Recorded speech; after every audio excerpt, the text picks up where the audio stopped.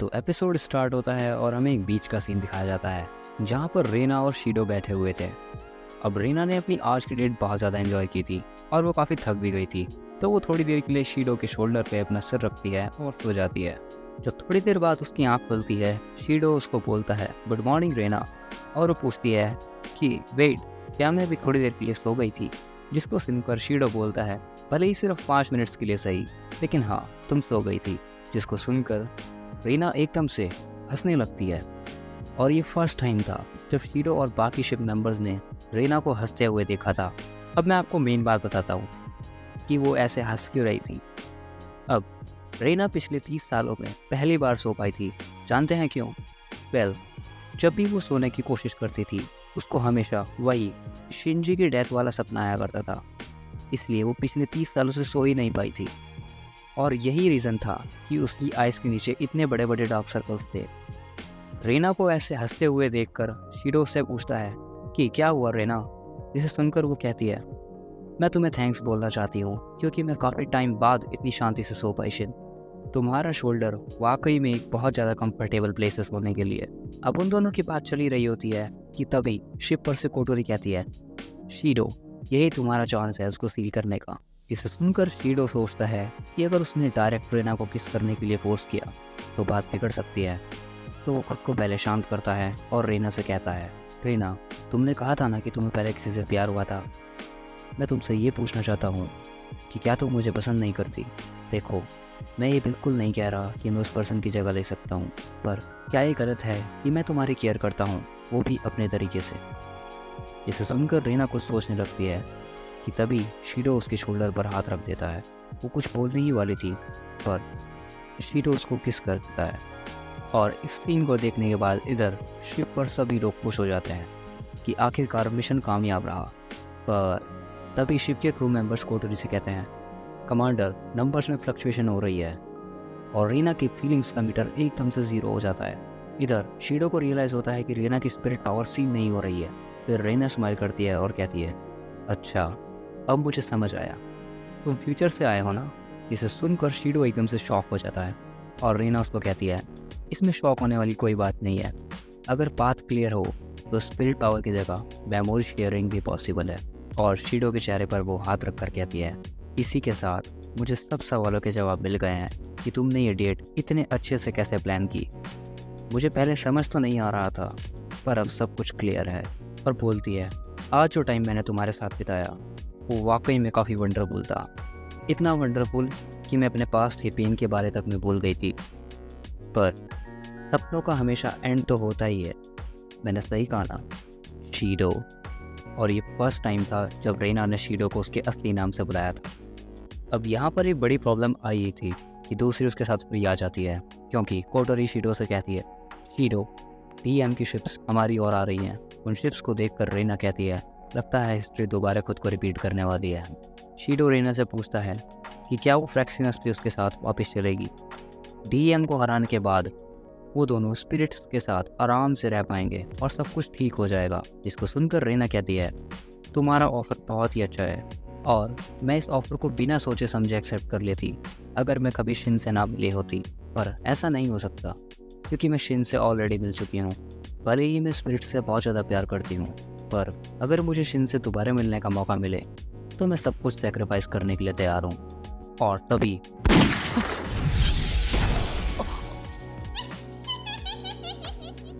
वहाँ कुरुमी की एंट्री होती है, जिसको देखकर शीडो कहता है कि कुरुमी, तुम यहाँ पर क्यों आई हो? अब क्योंकि लास्ट एपिसोड में शीडो ने कुरुमी के क्लोन को बताया था कि मियो उसको इजीली मार सकती है, इसलिए उसने एक्सपेक्ट नहीं किया था कि कुरुमी यहाँ पर आएगी। जिसको सुनकर कुरुमी कहती है तुम्हारा मतलब क्या है शीडो? एक तो मैं भागते भागते तुम्हारी हेल्प करने आई हूँ और तुम मुझे ही ऐसा बोल रहे हो। रेना कुरुमी से कहती है अच्छा हुआ कुरुमी, तुम यहाँ पर खुद ही जल कर आ गई, अब मेरा काम और भी आसानी से हो जाएगा। देन कुरुमी उसको कहती है वेल, मैंने कभी भी नहीं सोचा था कि तुम ही स्पिरिट ऑफ ओरिजिन निकलोगी और मेरी सबसे बड़ी दुश्मन मेरे इतने पास रह रही थी।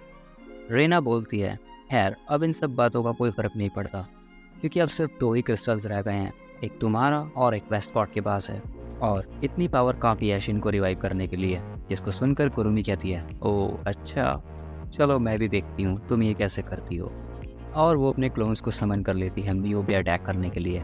अब obviously just like last time, Kurumi और उसके क्लोन्स की बुलेट्स का मियो के ऊपर कोई भी फर्क नहीं पड़ता। जिसके बाद रेना अपनी एस्ट्रल ड्रेस समन कर लेती है और कुरुमी से कहती है, मैं अपना क्रिस्टल वापस लेने वाली हूँ कुरुमी। कुरुमी उसके ऊपर अटैक करती है पर रेना के ऊपर कोई भी इफेक्ट नहीं होता। और नेक्स्ट मोमेंट पे वही सीन दोबारा से रिपीट होता है। कुरुमी के अंदर से मियो का हाथ बाहर आने लगता है, पर इस टाइम कुरुमी कहती है, मुझे इसी पल का इंतज़ार था। वो अपनी पिस्टल अपने सर के ऊपर रखती है और कहती है, ज़ाफकियल। इसका मतलब था कि उसने ज़ाफकियल की 12 बुलेट्स में से कोई एक स्पेशल बुलेट यूज़ की होगी और गन चला देती है, जिससे देखने में तो ऐसा लगता है कि उसकी शैडो के अंदर कुछ गया है। पर नेक्स्ट सीन में just like last time, Mio Kurumi के अंदर से बाहर आ जाती है और उसके क्लोन्स भी गायब हो जाते हैं, जिसका मतलब था Kurumi is dead again. Dam, मैं ये सीन दोबारा नहीं देख सकता। नेक्स्ट सीन में मियो और रेना एक हो जाते हैं, but there was one thing different this time. जब शीडो ध्यान से मियो के रिंग को देखता है तो उसके 10 सर्कल्स में से कोई एक भी सर्कल ग्रो नहीं कर रहा होता। इसको देखकर शीडो कहता है, कुरुमी का सफेद क्रिस्टल मिसिंग है। मियो मुड़कर देखती है और कहती है, लगता है कुरुमी ने ज़रूर कुछ किया है। पहले मुझे लग ही रहा था कुछ तो गड़बड़ है। वेल, ये बात कहने के बाद भी मियो का एक्सप्रेशन बिल्कुल नॉर्मल था। Then at the next moment Shido के सर में बहुत तेज़ पेन फील होता है, जिसका रीज़न था कि शिंजी की मेमोरीज बाहर आने की कोशिश कर रही थी। अब क्योंकि डीएम के शिप्स भी शीडो और मियो की तरफ बढ़ रहे थे, तो कोटोरी शीडो को शिप पे वापस टेलीपोर्ट कर लेती है। जिसके बाद मियो अपना एंजल इंस ऑफ वॉर समन कर लेती है ताकि वो डीएम के शिप्स को डिस्ट्रॉय कर पाए। शिप पे जब सब लोग इंस ऑफ वॉर की पावर को देखते हैं तो सब के सब शॉक रह जाते हैं और वो कहते हैं कि कितना स्ट्रॉन्ग एंजल है। कोटोरी कहती है, जब तक मियो डीएम से लड़ रही है तब तक हमें यहाँ से निकल जाना चाहिए। इसको सुनकर शीडो कहता है, नहीं, हम सब कुछ ऐसे नहीं छोड़कर जा सकते। कि तभी शिप की एआई मारिया कहती है, हमें कोई कॉल कर रहा है, क्या मैं कॉल कनेक्ट करूं कोटोरी? कोटोरी इसको कहती है, हाँ ज़रूर, क्यों नहीं। फिर स्क्रीन पर शीडो के स्कूल और एएसटी के ऑफिस की फुटेज दिखाई जाती है, जिसमें स्पिरिट और शीडो के फ्रेंड्स होते हैं। और फिर दिखाई गई लोकेशंस पे डीईएम के रोबोट्स पहुंच जाते हैं ताकि वो उन लोगों को हर्ट कर सकें। अब एक्चुअली में वेस्टकॉट ने इस बार शीडो को डायरेक्ट टारगेट करने के बजाय उसके और स्पिरिट्स के फ्रेंड्स को टारगेट किया था, जो कि एक बहुत ही तगड़ी स्ट्रेटेजी थी, क्योंकि इसकी वजह से वो स्पिरिट्स को शीडो से अलग कर सकता था। फिर सीन शिफ्ट होता है शीडो के स्कूल की ओर। तभी वहाँ पर टोका की एंट्री होती है and same goes for other places. Origami भी सही टाइम पर अपने फ्रेंड्स को बचाने के लिए पहुँच जाती है अलॉन्ग विद नाट्सुमी एंड योशिनो। अब ये सब पॉसिबल हो पाया था मुकुरो की वजह से, क्योंकि उसने उन सभी लोकेशंस के लिए पोर्टल ओपन कर दिए थे, जो कि वाकई में काफ़ी अच्छा मूव था। इसको देखकर वेस्टकॉट कहता है, तुम लोगों के अंदर दिमाग तो है, पर मैं हमेशा एक ट्रम्प कार्ड छुपा कर रखता हूँ। जिसे सुनकर कोटोरी कहती है कि तुम्हारा मतलब क्या है। कि तभी अचानक से उनके शिप के ऊपर एक अटैक होता है और मारिया दिखाती है कि एलन की शिप बिल्कुल कोटोरी की शिप के बराबर में आ चुकी है और एलन फ्रैक्शनल शिप के अंदर एक होल कर देती है और वो कहती है, अगर तुम मेरा सामना कर रहे हो तो ये मत सोचना कि तुम अपने शिप के अंदर सेफ रहोगे। और वो शिप के अंदर शीडो के ऊपर अटैक करने के लिए घुस जाती है कि तभी अचानक से बीच में ही माना उसका अटैक रोक देती है, जो कि वाकई में काफ़ी एपिक सीन था। और कहती है, हम भी हमेशा ट्रम्प कार्ड छुपा कर रखते हैं। चलिए, आखिरकार माना को भी पूरे सीरीज में एक एपिक सीन तो मिला। देन माना एलन को पुश करके शिप से बाहर ले जाती है और शीडो राफायल एंजल का यूज करके उन दोनों के पीछे जाता है, जिसे देखकर कोटोरी उसको रुकने को कहती है और उसकी बात एकदम सही निकलती है, क्योंकि अगले ही मोमेंट पे शीडो को बहुत सारी निबेल कॉल घेर लेती है, जिसका रीजन था वेस्टकॉट, क्योंकि वहाँ वेस्टकॉट अपनी बुक लेकर हवा में खड़ा हुआ था।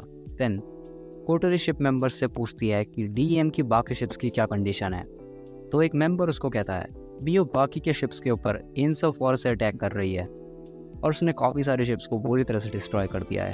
तभी कानाजुकी कोटोरी से कहता है कि वेस्टकॉट ने सारी शिप्स मियो की ओर भेज रखी है ताकि वो उसका ध्यान भटका सके। मैंने ये एक्सपेक्ट नहीं किया था कि वो सारी की सारी शिप मियो को डिस्ट्रैक्ट करने के लिए बर्बाद करवा दे ताकि वो शीडो को अकेले में टारगेट कर सके और मियो उसकी हेल्प के लिए ना आ सके।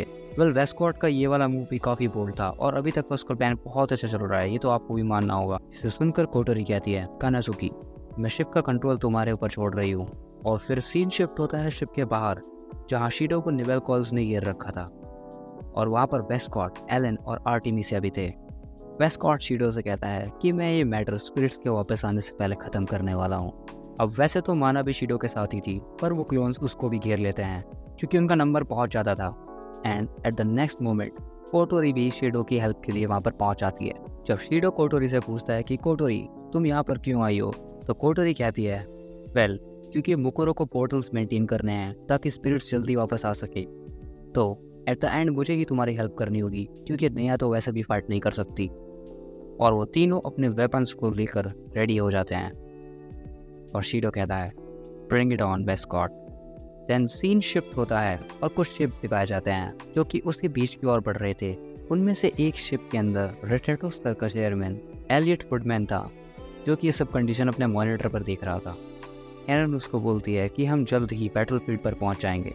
मियो को देखकर एलियट कहता है देउस, जो कि उसका कोड नेम था। इसे सुनकर कैरन कहती है हाँ ये वही स्पिरिट है जो हमने 40 साल पहले समन की थी ताकि हम अपना बदला ले पाएं। एलियट कहता है कि अगर मियो और बाकी स्पिरिट साथ में फाइट कर रहे हैं तो हम उन्हें ऐसे अकेला नहीं छोड़ सकते और हमें उनकी हेल्प करनी होगी।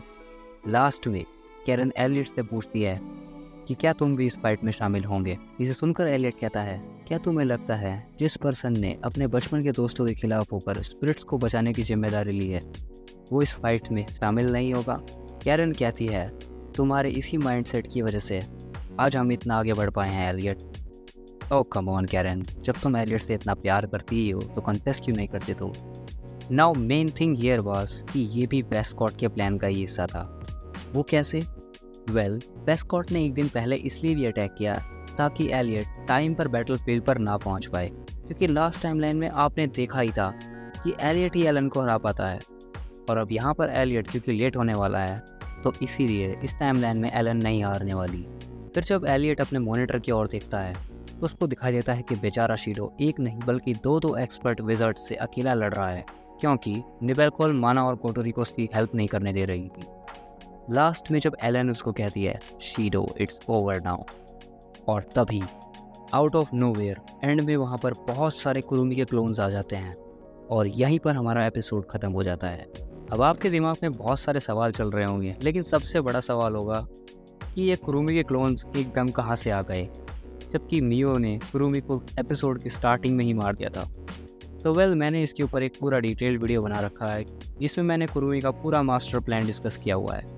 You can watch that. Anyways ये वाला एपिसोड काफ़ी ज़बरदस्त था। मैं मिलता हूँ आपसे जल्द ही एक न्यू वीडियो में, तब तक के लिए goodbye and take care.